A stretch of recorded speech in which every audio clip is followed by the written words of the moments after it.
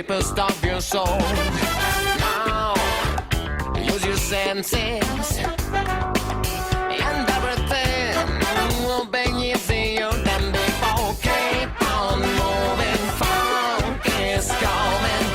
Let yourself be, you'll become the star in this die. Spread your wings, fly to me, funk is coming.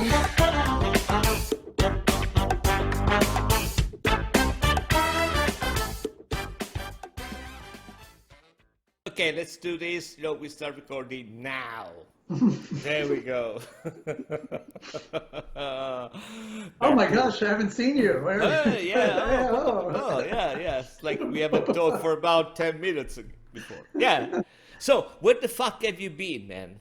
So I've been pretty active. I just have, I mean, obviously Google Plus went away, and then, but I've been active on, on Facebook and groups and things like that. So just in terms of my life, like the last up until December, the last 3 years were up in Toronto. I actually saw Ozzy a couple times, hung out with him, and because he's up in Canada, so I was up there working, and then now I just returned in December to the LA area, and I'm working from here now. And then, so like work-wise, I went from feature animation into doing visual effects, like live-action visual effects work for episodic series and films and stuff. And I'm still working in that capacity. I'm the head of CG at a studio in Toronto, working remotely from Los Angeles. Nice. And you say thank you, working remotely, yeah. Anyone who sees this from my work, who sees you say that, it's gonna go like, oh no, he's working. No, listen, I have no doubts about that, but Yeah. it's just coming It from. is tempting. It is coming from the same approach, Sure. even if you, I mean, at least in my case, especially with COVID and stuff like that, I try to do a lot of stuff remotely for my customers. Yeah. And even if at the end of the day, you probably clock way more hours than go in the office, stuff like that, just the fact that you wake up and your work commute is literally 35 seconds, it's fantastic. It doesn't look like you work. That's great, but I'm also on East Coast time for my work because I want to be on when my team's on. So Right. I'm up at like 5 a.m. every morning, and then on camera by 6, and then I can let off work around 3:30 or 4, somewhere in that area, and then I'll go for a nice walk or whatever. But that schedule change was pretty rough, I gotta say. Like, I don't like getting up that early. I miss having a little buffer there where I can kind of wake up at like 7 and kind of stumble around for a couple hours before I actually have to think about anything. So yeah. So anyway, in terms of like work and life wise, that was all going on, and my wife was in LA, and she would come up, for long periods, and then kind of when it was cold or whatever, she would go back down to LA, and my son came up and worked a summer with me, and so the last 3 or 4 years I've been doing visual effects work and kind of moving around. But in terms of engagement in the community, or like arguing, debating, or discussing religion or politics or whatever, I'm pretty active still. I'm in Noah Adam, or Veritas, whatever his name was, the Christian who converted years ago, or deconverted, I should say, who I interviewed on my channel. He was a popular, I don't know if you know, I think it's Veritas 42 or something like that. He was a popular Christian. He engaged with Scott Clifton a whole bunch of theoretical bullshit. And then he ended up going away for like a year or two, and he came back, and he had kind of left Christianity and everything. He's a great guy. I've actually been in his he has a little Facebook group that is kind of a small group of close friends, and we're in there arguing, or not arguing, but sharing thoughts and whatnot. We'll do hangouts every once in a while.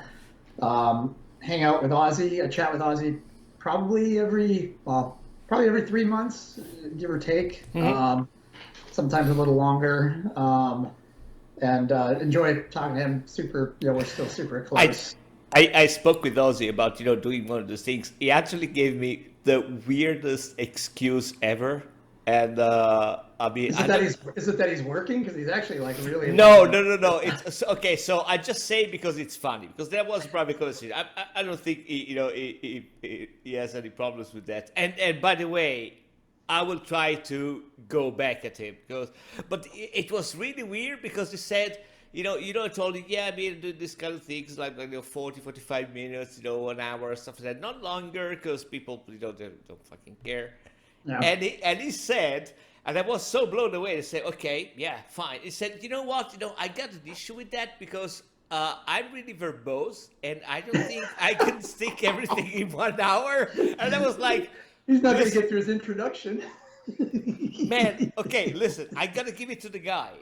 That is so straightforward and honest that it can only be the truth, and I appreciate that. So yeah, so I'm thinking about going back at him and saying, listen, man, we can do a 2-part series with you. We can accommodate that. We can work out of that. Yeah, but it is fantastic. But yeah, I'll go back at him. So there is a question I want to ask you. Is about something that you just said. You're obviously a big family man. I mean, I can say from, your avatar, things you do on Facebook, it's all you, your family, your kids. I don't know how the fuck you do that, but you do. How does this affect your arguments and approach to these kind of discussions? Because and we had this kind of conversation, I think, with John McDroppelt, not too long ago. There is a baggage that we bring in the discussion, either the arguments that we feel like, but also the way we approach those arguments are different because of your culture, your experience, what you value, stuff like that. So, in what way being a family man works the way through, how you approach these things? I mean, I think I get what you're after. Is like how even in terms of how it shapes my thinking, or like how what topics may be important to me, I guess. Because obviously my kids are all post-college. So they've all graduated college now. They're all out kind of in the workforce. My son teaches computer science. I got another one that's a programmer up in the Bay Area. And then my daughter's artist in LA. And I'd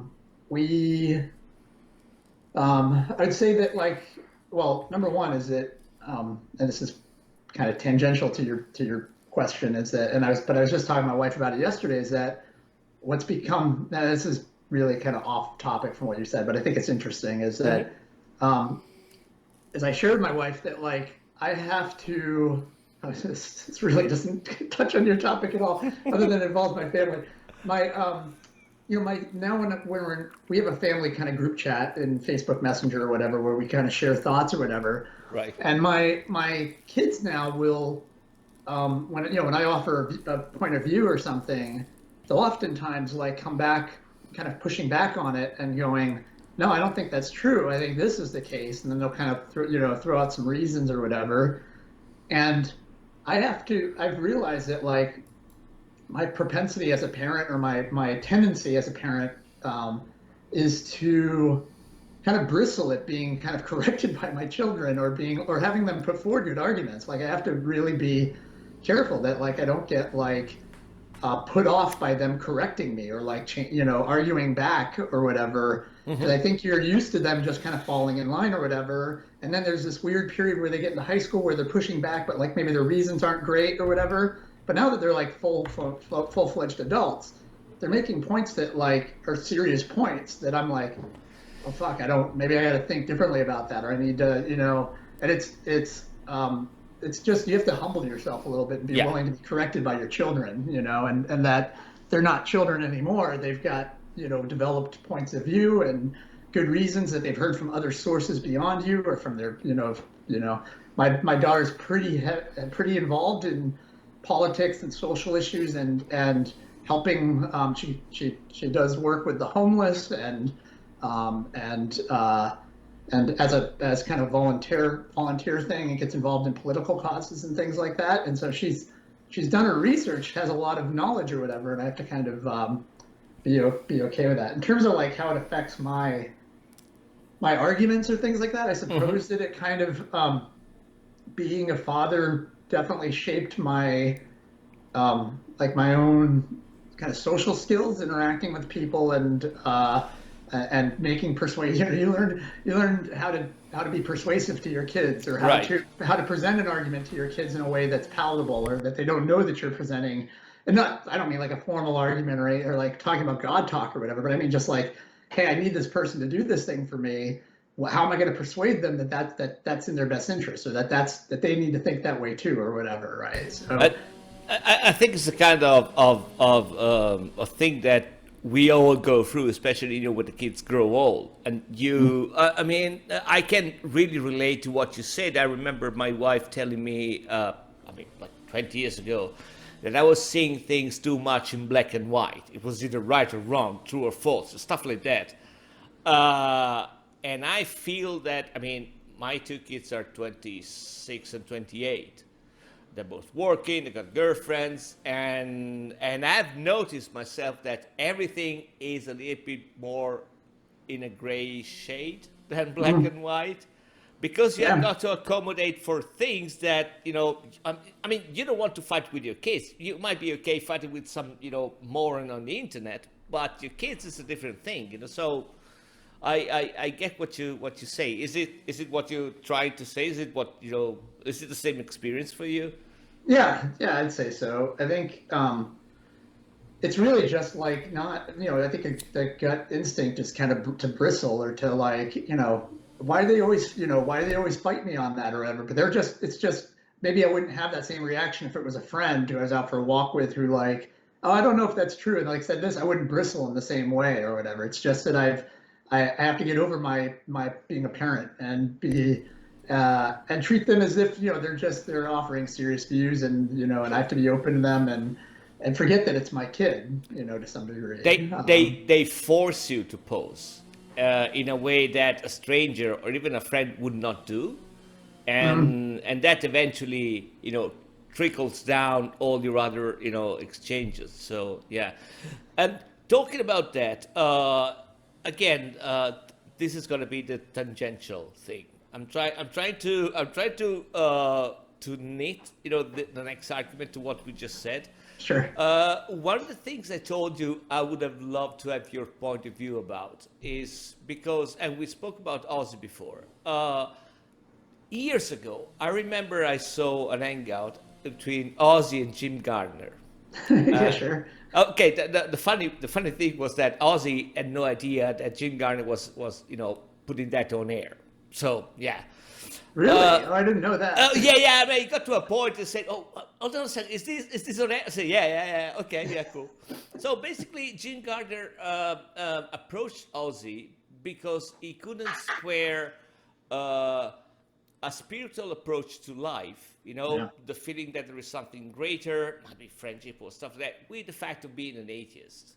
And it was really struggling with that. And I mean, it is not easy to square. I can see that, especially, again, if we come from, and this is where I'm trying to, to knit the argument, especially if you come from an approach of black and white, true or false, spirituality or natural world, stuff like that. So, what is your, I mean, what do you think about that? Because it's not an easy task, even if you think about it. So I'm really interested in what's your idea about it. Let me pair it back to what you said, so that way I make sure I got you straight. Is it just in terms of like, I mean, you hear not Ben Stiller, Sam Harris, you hear people talk about spirituality and try to fold that into like kind of an atheistic viewpoint, and that's kind of where you're going, right? Is like, how do I do that? Yeah. How do I? Yeah, and I guess what I'd say is that, I think the way, so I think I've shared this with Ozzy. I'm very hesitant to talk about things beyond my ability to speak, like in terms of like I know how to make coffee, right? And I know how to hang out with you and chat and everything, and I have all of these experiences that I know like how to fix my audio, or I know how to, like, I have all these inferences that I can kind of leverage because I have past experiences that I know other audio programs, and I can work out my Skype audio or whatever. Like but like when you're talking about the spiritual realm, like I don't have those relevant experiences other than that I do have experiences that I feel like elevate me out of kind of the mundane, or and have a deep connection to my emotions and to my thoughts of the world. And when I smoke weed, I'll get very I'll start to see the world quite differently, and I'll have Right. pseudo spiritual interactions where I'm looking at Ernie, and I'm telling you I'm perceiving him differently than when I'm not high, right? Yeah. As an example. And the that to me, there's a depth to my experience that I don't get when I'm sober. Let's call not being high sober. Yeah. When I'm sober, I don't have that kind of, I'm not having those experiences. So for me, has a trans. Holy crap. Oh boy. Hold on a second. It's gonna be a reconnection soon. There you go. What the heck happened? I have no fucking idea, man. I mean, the guy with the chainsaw started again, but I don't think he cut any wire. So hold on. Why is my all of a sudden my camera? Are you seeing me okay? no, I see the avatar. I mean, we can go like that and fix it later. I don't know. It's up to you. Sure. We can. I'll do it while I'm on. Okay, actually, just give me 1 second. Yeah. My camera. Video. Sure. So this is good. Oh, you know what? I think it's because I audio called you. Here, there we go. Okay. Yeah. Are you able to see me now? And then Yeah. Okay. Yeah, cool. All right. Cool. Before it was nice. We were kind of side by side, and now you're too big for me. Oh no, it's because there is it's like. It's not the first time you've heard that. No, it's like the beta thing about Skype. There is a way to but I see you big and small, so it's fine on my side. Okay.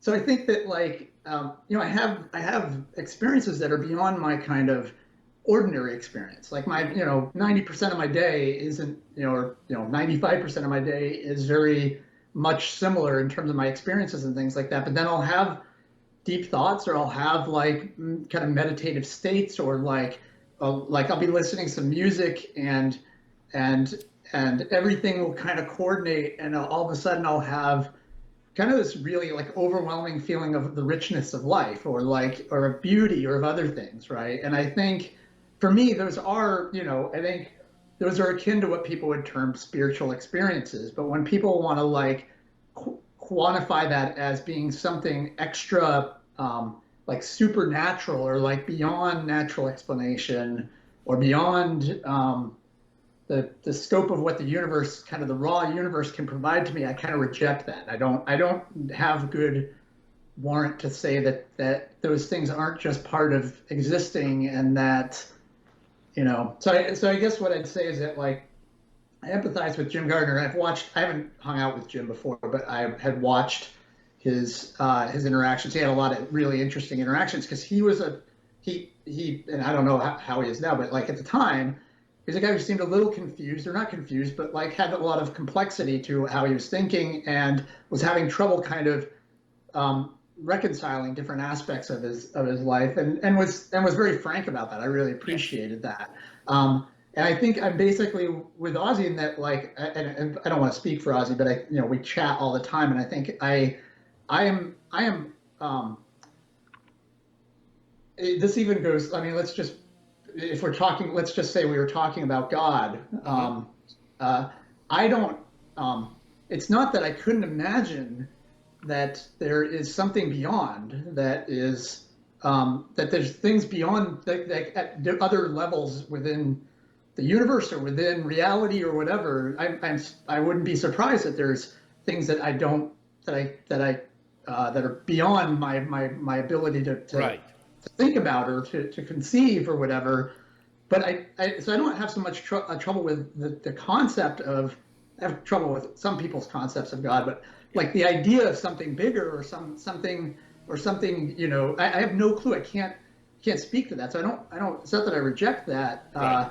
That's not a possibility. It's that I reject that you have anything to say about it, like you're, or or anyone else, because I haven't yet heard a good reason to think it the case that doesn't find better explanation in other ways, and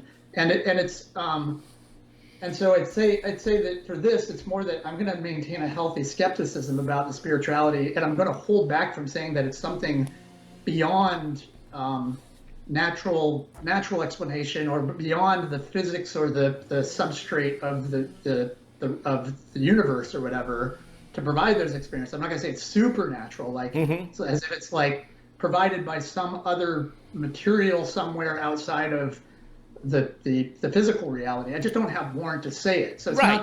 not that it couldn't be the case, but I don't have any reason to think it is the case either. So I just don't. Okay, but okay, I understand, and this is good because it's a good segue to to my next question. That you were known, I mean, when you were way more engaged in this kind of conversation, discussions, debates, whatever the hell in me, and it's not me trying to to pay lip service to you, but you were quite a powerhouse, in dealing with complex arguments, not on a shallow level. I mean, you went pretty deep in there. How do you value personal experience? Well, from my own personal experience, I value it quite a bit. There you go. And Yeah. you don't really have a choice in the matter to some degree. Like if I think I saw something, and I think you try to. So I would say that I value personal experience because that's the way I get data about the world. So I trust. There's some things I have no. We've talked about this a bunch, or within the community we talked about it a bunch about like. I have to trust my own memories. Right. Like now I can be skeptical as to what, like, I know my memory is getting more and more flawed. I know that down the road I may be susceptible to dementia or Alzheimer's or whatever. So there's going to become a point where it's going to be healthy for me to be open to hearing that my memory is mistaken. And I need to kind of cultivate some humility there. And I'm actively working on this because I do have Alzheimer's in my family, and I have seen members of my family go through it and reject that they're having the issue, or that they push back, and I think it actually makes harder for the caretakers and everyone.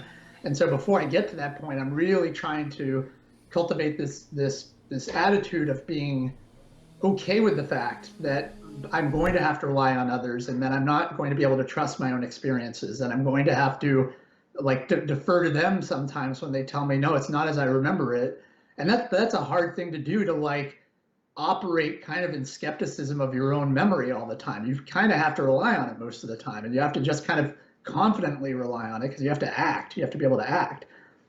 So I think I value personal experience, and I understand why someone tells me, I think most Christians are Christians because of a personal experience that they had, or a series of personal experiences. Right. Yeah. I don't think it's the arguments or anything, right? Like I don't think that no one looks at the Kalam cosmological argument and goes, oh, okay, well, I'm going to believe in God now. No, they're going to have some experience they can't explain. Yeah. They're going to feel that there is something that was pointing it to it being supernatural or whatever, and they're going to believe in the supernatural as a result. And that was the hard part for me as a Christian leaving Christianity, is I had to, I was looking at I believed the Bible was inerrant. I was pretty much a kind of a fundamentalist Calvinist quality, and had very believed God's word was God breathed, and was. But then, as I started having problems, I started realizing that there are real issues with the accuracy of this relative to observations, that we're making about the world. And I started to have skepticism there. On the other hand, I'm going, but today I prayed to Jesus, and I felt like that he was engaged in my daily life. Like evangelicals in America believe that God is currently active in their lives and doing things like moment to moment, that when they're late for a meeting, that it's for a reason, right? And that God is working through them to kind of engineer this path for their life where it all kind of has purpose and meaning. And so when you then say, yeah, but look at the text and look what it says, and then look at these physical facts, and how do you pair those up? And they go, I don't know anything about that, but I know I talked to Jesus this morning, right? Right, right. No. You're right. I mean, and this is a follow up, to that line of questioning. Is that, I often found that sometimes. Well, I mean, of course, if two people are talking about an argument, they talk about the argument. That's it. The argument is the topic, and we get to it. But every so often, the conversation happened between two different. Oh, man, I don't want to use the word worldview because I despise it with all my will. Your set of beliefs or whatever. Yeah, right. Okay, two different set of beliefs. Yeah, I like that better.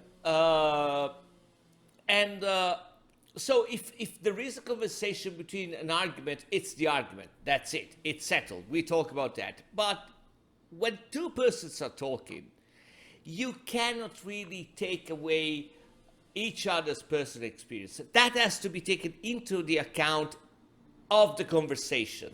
And my personal feeling was that, when this conversation were way more, active and stuff like that, the whole thing was getting a little bit too dry for my taste. Yeah. Trying to extrapolate an argument from thing. I mean, it left me. Yeah, okay. I mean, I understood the kalam. Okay, I get it. I have no fucking idea how that person got to a different conclusion than mine. Because I mean, the data is there for the both of us.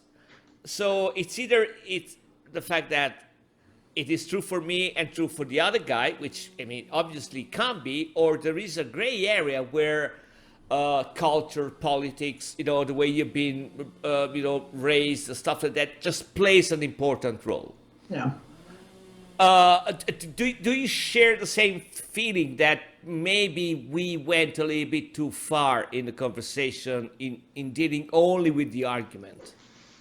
Yeah, well, the thing is that arguing over somebody's personal experience is really tough, right? Like, ultimately, it comes down to like you're disagreeing with their interpretation of what they experienced. Like your opinion is that like, well, no, you might have experienced something, but it wasn't caused by what you think it was. It was caused by this, or So those are pretty short-lived, and so yeah, I agree with you that like we were, like how many times do we argue about the kalam or whatever? But like nobody that's like an academic exercise. It's not it's not persuasive to anyone. It's not really, doesn't really get at what people are dealing with on a day-to-day basis. It's kind of easy to argue about that stuff because it has no stake. Like there's nobody's life is going to be ruined by like getting a beating in the cosmological argument or whatever. It's not like people don't really rely on that to bolster their confidence or I don't think so. I think like their personal experience, how they're raised, what their current situation is. I think it's a lot of tribalism and like community. You hear people talking about the community, and I think it's really important. I don't think that they're it is kind of a side, but like when I went to Germany and I hung out with some friends who a husband and wife who were both East Germans before the wall came down. They talked about how in East Germany when they were in their teens, like probably around like 18 or 20 when the wall came down, and they talked about how they had their community had events and had kind of civic like there was like a coming of age celebration for kids in the village or the neighborhood, and it was basically a secular replacement for a lot of what churches do in places. They didn't have kind of the church. It was not a East Germany was not heavily religious. It was a Russian communism that had kind of worked into that area, and so they had they were creating these experiences or these things because they didn't have all that support. And I think like I don't know that like the atheist community has like good communal qualities or whatever. I think you have to kind of go find that stuff elsewhere. I don't think it's but I think people get that from their churches, right? Like there's a nice thing about ritual. There's a nice thing about going every Sunday, about seeing these people you're really close with. They can really trust in each other because they have these kind of shared experiences and shared values. And they politically are similarly minded. They grew up in the same area or whatever. So there's this whole structure that like when you're trying to persuade somebody away from not only their conception of God, but like all that other stuff that they've got going on in their life. That's really like, it was really traumatic for me to walk away from. So I don't know that like people are going to be apt to change because they hear a good Kalam argument or something, or an argument against the Kalam, right? No, but I totally agree with you. And I mean, we have kind of the same experience around here in Italy, funnily enough, because, you know, there are some areas historically, I'm talking about, you know, the 60s and 70s, which were, you know, more communist oriented, I mean, real communists, right? And some other which were more, you know, church oriented. Now, the funny thing was that if you went in those areas, in small villages, you had a point of aggregation, and they were called the house of the people. It was basically a bar, you know, where everybody could gather and discuss about politics and stuff like that. And that happened, you know, in the communist part of Italy. In the other parts, it was the church. You know, people gather around after that. So what I think what I'm trying to say is that I totally get what you say, but I also think that those kind of aggregation, they happen if there is some kind of ideology. And I'm using ideology in the best possible way. I know it's a bad word for some people, you know, but there must be something which ties them. And this, I think, is one of the biggest problems with the atheist community. They tried to do something like that without an ideology, because, you know, I mean, atheism is not a fucking ideology. So we see a lot of, I mean, I've seen a lot of people trying to do that, but it's literally like herding cats, you know? I mean, well, like, it is a massive segue, but like, you know, the whole atheism plus thing was an attempt to get an ideology behind, you know, it was a liberal agenda attached to Christianity, or not attached to atheism, I should say. You know, where it was like, you're not an atheist if you don't also believe all these other things, or you're not, you know, like, and there's not, like you said, there's not beliefs that there's definitely things that, you know, that are like, you know, if you don't believe that a God exists, there's a number of things that implies, you know, like you're not gonna read into some higher power's influence in your life, you know, or, you know, there's all sorts of like implications of that belief. But they're pretty few, and they're pretty, you know, it doesn't give you like your moral structure, or doesn't give you a view on the topic of abortion, or it doesn't give you, you know, like some other values out of it. Whereas Christianity brings not only like this belief, but it brings all of this other structure, these things, these requisite beliefs that kind of fall out of it or whatever. Atheism doesn't really have it. I don't think it should, but I think like, you know, when I fell into Google Plus, it was because I had left World of Warcraft. I was active in the World of Warcraft forums. I was active in my guild. I was active in my community. And when I kind of was like, you know what, like I'm kind of done with this, then like that's when I was watching some YouTube videos and got involved in that community, right? I just found another community with another set of things to talk about. But it was essentially the same thing I was doing on the World of Warcraft forums, and having arguments about the, you know, with other people about the best, you know, composition for a raid, for a raid or something, like, you know, different concepts there, right? And having arguments, and so I think that like we you know, we try to find community, and right now like I have certain interests and passions that I'm following. I'm starting to become parts of new communities and stuff, and it's occupying more of my time, and it just brings like a social dynamic to it. And I think other people get that through their church and through all those activities and all that. And I did that for a long time. So that's why it was that hard to kind of walk away from. Yeah, so. I mean, so having established that you could have a community of people which like the Red Sox, but it's almost impossible to have a community of all the people which do not like Red Sox, or they don't know what the Red Sox are. See what I did there? Exactly. So if you hate Tom Brady and the Patriots, it doesn't tell you what you do like. Right. Okay. Fantastic. So my next question for you would be, why do you think that such an easy concept didn't work for a lot of people, especially in the US, where they try to make those community? Was it because they... Maybe it's such an easy... Which easy concept? You say... I mean, the easy concept about, you know, people, okay, there is a community of people which like the Red Sox, and there is no community of people which they do not like the Red Sox.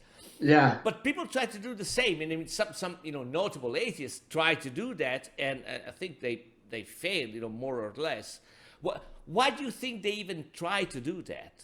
What was it, because they wanted exposure? Was it for political reasons? Because I understand there is an angle that we haven't explored, and that is very different to U.S. rather than it is in Europe. And that is the political angle. Sometimes you are against the organized, churches because they try to push, their agenda way more than that happens in Europe.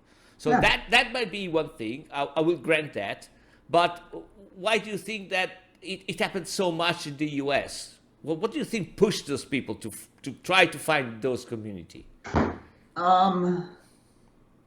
Yeah, I'm not certain that it doesn't. I can't speak. I guess I can't speak for the rest of the world. I don't know. And certainly, when you get to Canada, it's a lot less. It's a lot less. Well, I think it's hard because politics plays such a big role in all of this. It's easy to just think about politics, but when I was in Canada, I noticed that it was very hard for me to categorize people. I know. The mix of views is really broad. You can have somebody who tells you you're conservative, but then when you hear it as an American, you're like, wow, there's a whole bunch of views in there I don't associate with conservatism. Man, I'm coming from Europe. It took me 5 years to actually have a grasp of what the hell you guys are doing over there with politics. And I'm still, on the fence of a lot of things. So yeah, I get it. But I think in the US, it really has become much more polarized, and I think there's degrees within it, but obviously, with Trump and it's so hard not to talk about that aspect, but that really, it's just gotten worse and worse. I was just watching yesterday about the Supreme Court justices, and for Sandra Day O'Connor or something, it was 90-0 when she was voted for her seat on the court back in the 80s or whatever. Or I think that's right. But then only 3 Republicans voted for this recent judge, and so it's just that used to be a thing where it wasn't about their whole it wasn't so polarized in terms of voting for the justices. If you were in the Senate, you could support a justice if they were qualified to be a justice, not dependent on whether they aligned with your political views or whatever. And so, anyway, I think I've gotten away from your point here. You're asking why they try to do that? Why are Americans pushing so hard to get into these tribes? Is that kind of the idea? Yeah. And especially why is it so segmented? Yeah, and tribes that would make no sense. I do think we're hitting a point with Christianity in the U.S. where those, I actually live in a fairly conservative neighborhood now, I think, and and it's got a heavy military, near a military base, so there's a heavy military presence, and a lot of military are conservatives and kind of fall into, NRA membership and other things like that, and tend to be Christian, and I think in America, Christianity has been so kind of seeped into this nation that we're getting to the point, it's kind of, I don't want to call it the death throes, but the longer we go on, the more the generations are pushing back on it. And I think it's basically, it's not unlike, I guess what I'd say is it's not unlike back in 2008 or whatever, when there was all of this anti-gay marriage legislation and trying to get ahead of the legalization of marriage. They were trying to basically insulate the institution by legislating what marriage was and it wasn't that was kind of the death throes of that. It seemed like they were getting all these big victories, but really it was because it was going to get overturned. It was going to happen, and it was this pushback that was happening that was causing the resistance basically by conservatives to all of a sudden propose this legislation before it became too late. And I think what you're seeing in America is you're seeing Christianity, less and less people are calling themselves religious, less and less people are calling themselves Christian. Right. And so you have a conservative Christian population that also happens to be rural versus urban. Urban centers tend to be less Christian. The rural centers are. So you have that disparity. So it's all these compounding conservative views with Christianity, with ruralism, with and so I think what you're seeing is that, like, as my kid, my kids are not Christian. I know a lot of Christian families who have kids who their kids have grown up to not be Christian. Mm-hmm. Seeing a generational change. We're seeing Christianity kind of losing its influence in politics, and so that has caused that 30 or 40% to become hyperactive, to become hyper polarized. And it's true with liberals too. I mean, you could talk about the social justice movement, and that, like, they are equally, like, insulating. And now basically, if you that's part of the reason part of the reason that Ozzy's not really engaged anymore is that, like, it's very easy to, like, become a target, and, like, Yeah. to say something that is true, and to say something that is actually properly bracketed and properly, but basically, because you're saying anything that suggests anything bad about, like, let's say Black Lives Matter, for instance. Like, if you mention anything, you're potentially going to get canceled, right? Like, you're going to get a lot of flack. You're going to get a lot of people kind of looking to dick around with you and kind of fuck with you. And I think that, like, I think it's just as much on the left to blame as it is on the right. Like, and I think there's also, like, there's very little empathy between the two sides. There's very little, like I'm fortunate enough to have come from, when in college, I got seeped in conservative Christianity and fundamentalism. Mm-hmm. I came out of that, and I have a very, I think you've seen this over the years, I have a very charitable attitude towards Christians, because I understand that they have reasons to believe the things that they believe. I think they're wrong about those, but it's not for no reason that they think the things they think.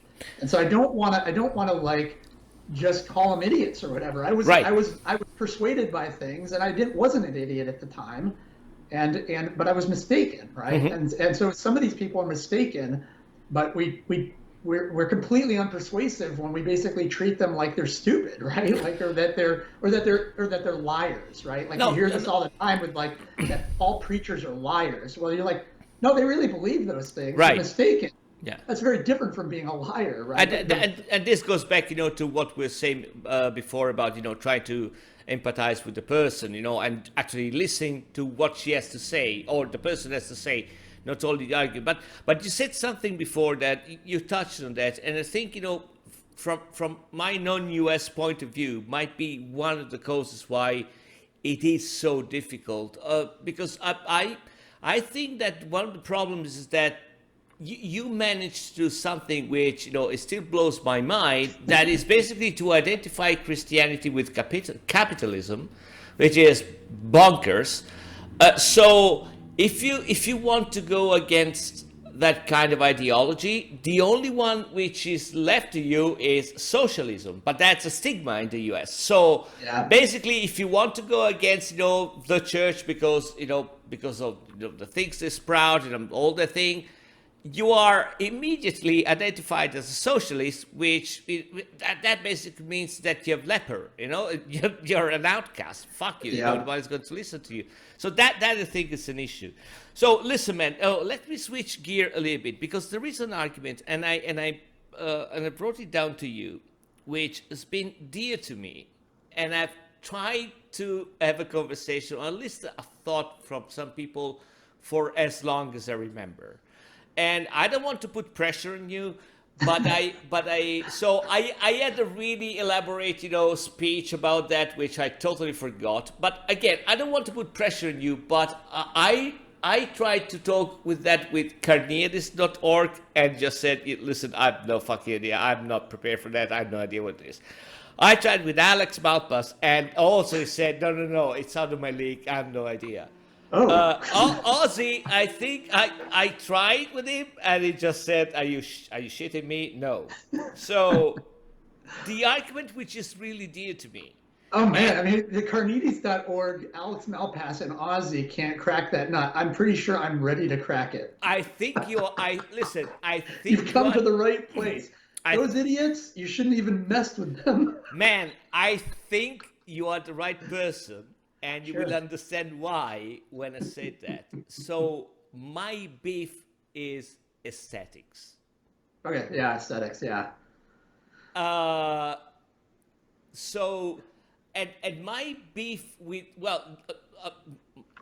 my desire of people having, telling me their thoughts about aesthetics, it came from a parallel that I did, many years ago, between aesthetics and morality. There was the big conversation about morality being objective or subjective, blah blah blah, blah stuff like that, and then the consensus of the fact that it's subjective and all that shit. And then you got aesthetics, the sense of beauty. Sense of beauty is obviously something that everybody in his right mind to say, oh yeah, of course it's subjective. It is. How can it not be? I like what I like. You don't like what I like. Not exactly, because apparently, both psychologically and philosophically, there are concepts, there are things which, in general, appeal to the majority of the people as being more aesthetically pleasing or not. Mm-hmm. Yeah. They've changed through the times with the culture and all that shit, but there are some common things. Mm-hmm. And so, my big revelation moment was that, okay, listen, I'm more on the fact that morality is subjective or not.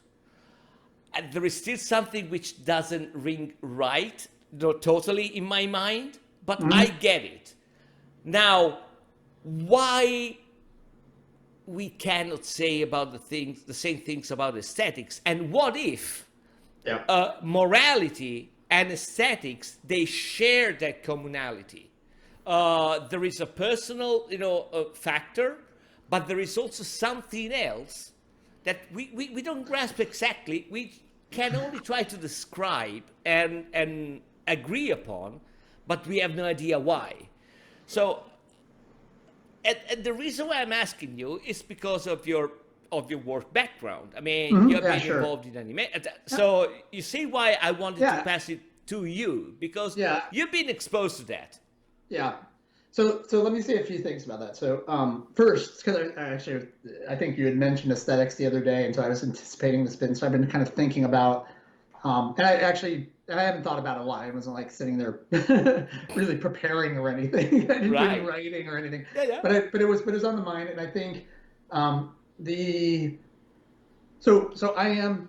I'm just going to lay out a couple things. So I'm a moral realist. I believe that that there are objective truths about morality.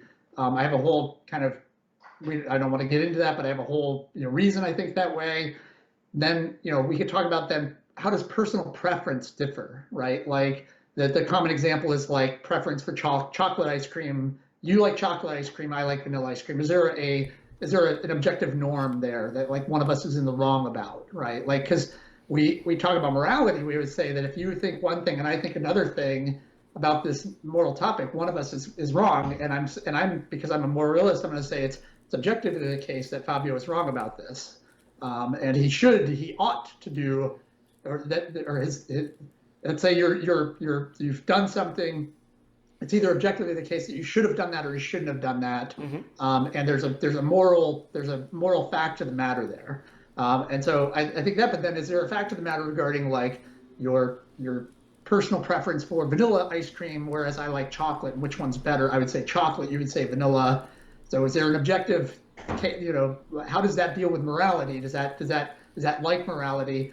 What I would say is that it's not like morality because it doesn't come down to a social interaction between us. It's not like there's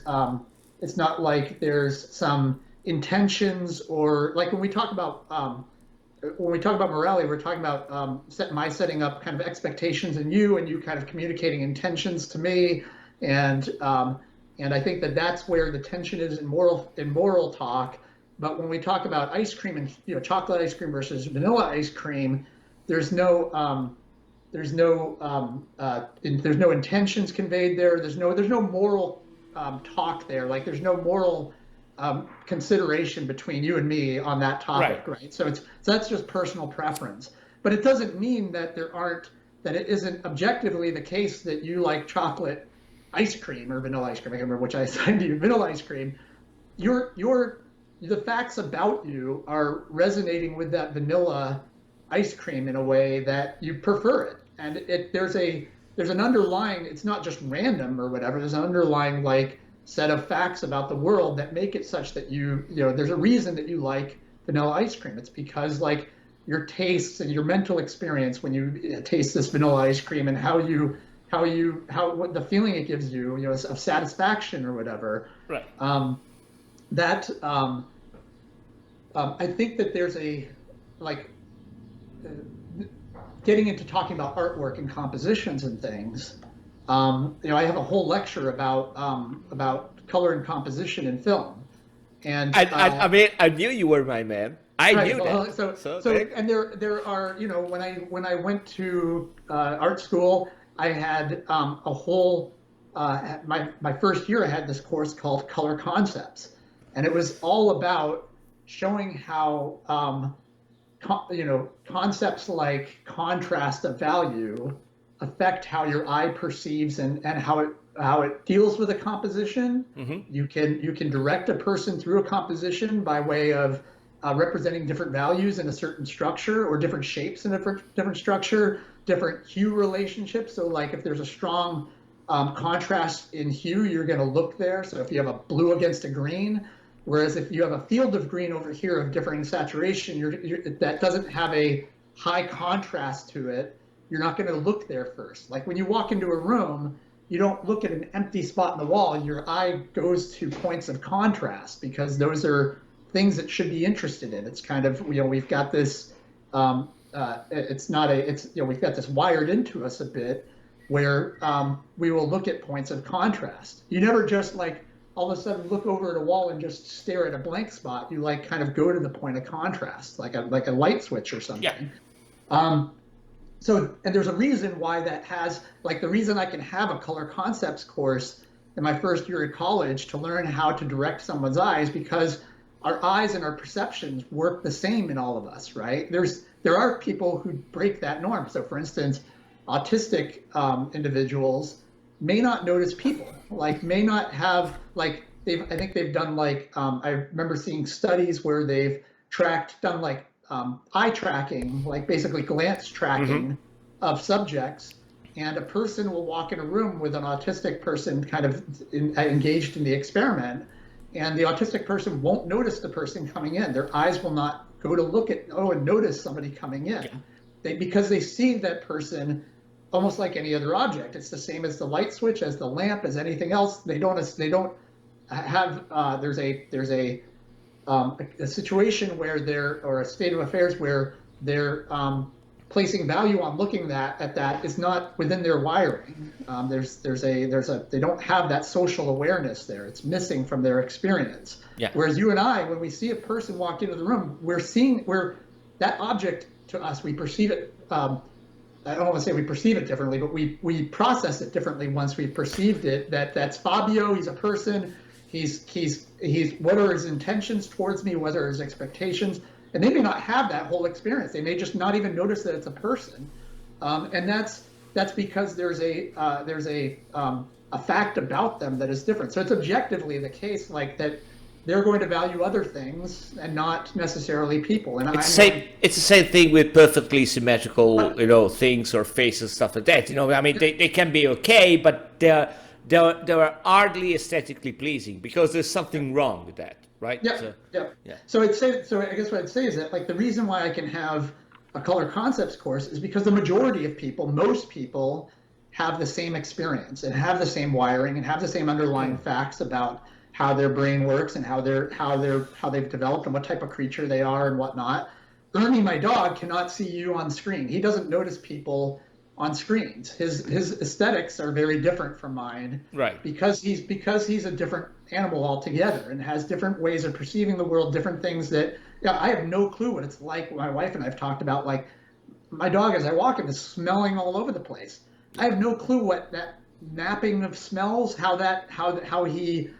I don't know if there's a structural understanding that he has that is different from my experience, or does he map the world differently, or are there like I have no clue what it's like to be that, and right. So what I'd say is that, but I do know what it's a little bit like to be like you, because you and I are kind of similar critters, right? Like we have a similar genetic kind of The things that explain us are similar, causally similar and whatnot.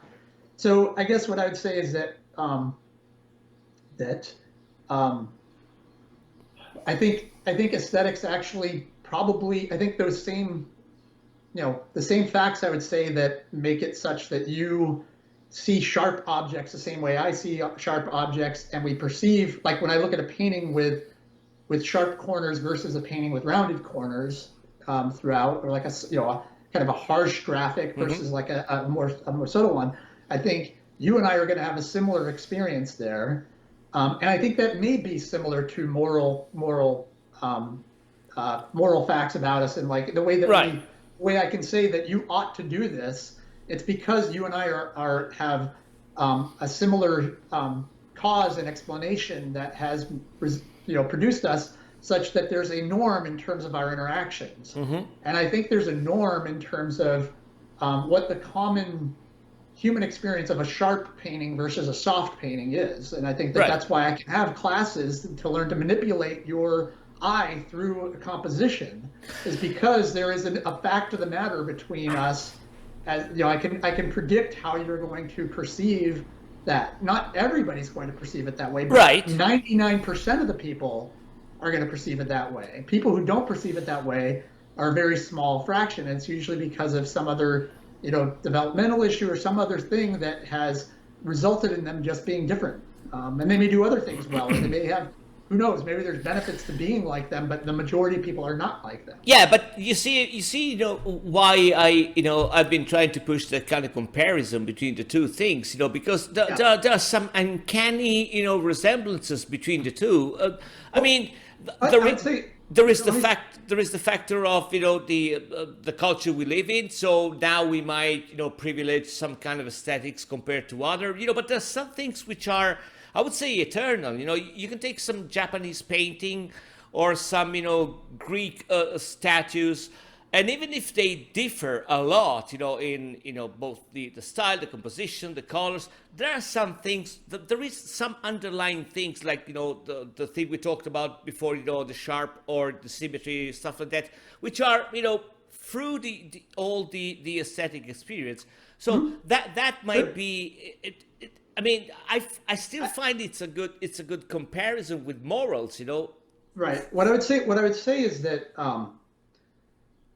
there may be, like, I think it seems to me pretty obvious that the reason we don't like, or the reason that we pay more mind to like sharp edges and that there's a certain tension there. Like if I want to create tension in a composition, I could put like two sharp points right nearly touching each other. It's going to be very different than how you're going to perceive two circles right next to each other. Right. Like the tension is totally different. It's probably related to the fact that like sharp things can hurt me and edges can hurt me and whatnot. Like I have an aversion or tension with sharp things. I'm aware of them, right? Versus like a ball in the room, I'm not going to worry about. But if let's say a child's walking around this room, I know the corner on the coffee table I need to be aware of. I don't care about the ball, right?